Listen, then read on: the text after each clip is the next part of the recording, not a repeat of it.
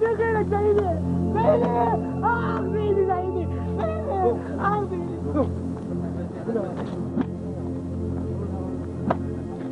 was one of the stated aims of the war to end the torture chambers. But the secret files reveal a very different story. In graphic detail, they record extensive abuse at Iraqi police stations, army bases and prisons. On more than 1,300 occasions, US troops reported the allegations to their superiors. The detainee was blindfolded, beaten about the feet and legs with a blunt object, punched in the face and head. Electricity was used on his feet and genitals, and he was sodomized with a water bottle. The alleged torturers claimed the victim had fallen off his motorbike, but the Americans record that this was not consistent with the man's injuries. There are many such reports. This one says that the detainee was jabbed with a screwdriver, struck with cables in the arms, back, and legs, electrocuted, and sodomized with a hose. Sometimes the report is stark. Iraqi police beat detainee to death.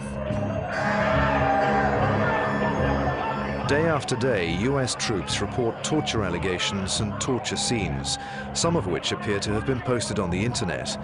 But instead of their superiors trying to stop the torture, something very different happened. Just 2 months after the US's own torture scandal of Abu Ghraib, we've discovered in the secret files a military order. It's called Frago 242. Frago 242, provided the initial report confirms the US forces were not involved in the detainee abuse.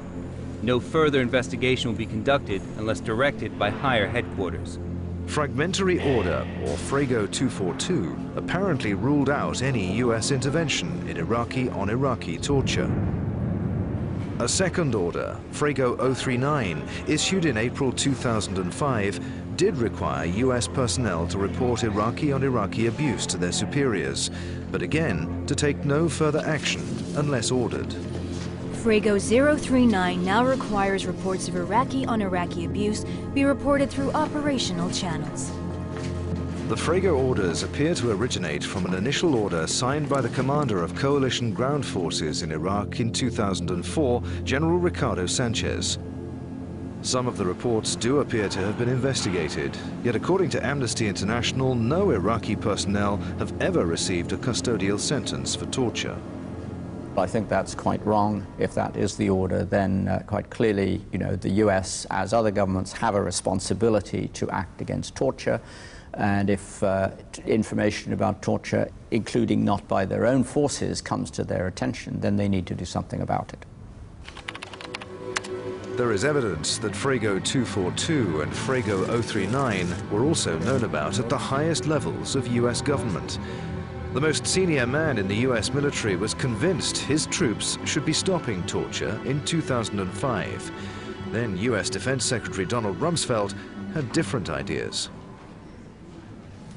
It is absolutely the responsibility of every US service member, if they see inhumane treatment being conducted, to intervene, to stop it. I don't think you mean they have an obligation to physically stop it. It's to report it. Rumsfeld's correction is telling. US troops have been informing their superiors of torture carried out by the Iraqi police and army for years, yet were apparently ordered only to report it, not to stop it. Some senior Iraqi police officers did try to act against the torture, but were warned off, making the US position even more worrying. There was another abuse, which I supervised the investigation of. The rape of one of the detainees. He was 15 years old, and he was raped by a major. Someone came to my house and threatened me. Either you abandon this case, or anything could happen to you. The US did claim to investigate torture at Iraq's prisons, Reports show US troops inspected Iraqi detention facilities on 7 occasions between late November 2005 and March 2006, and found nothing, as the coalition spokesman told reporters in Baghdad.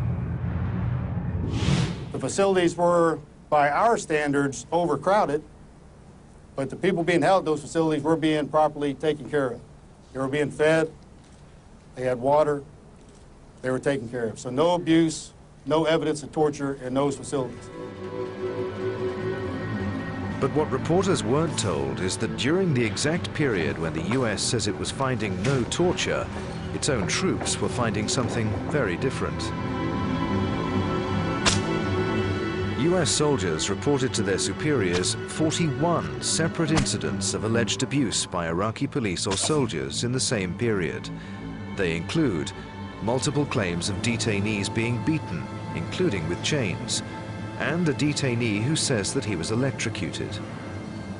Even though the secret files may not relate to the specific sites of inspections, they are direct proof that the coalition knew that torture was still happening, and that the US had chosen to turn its back.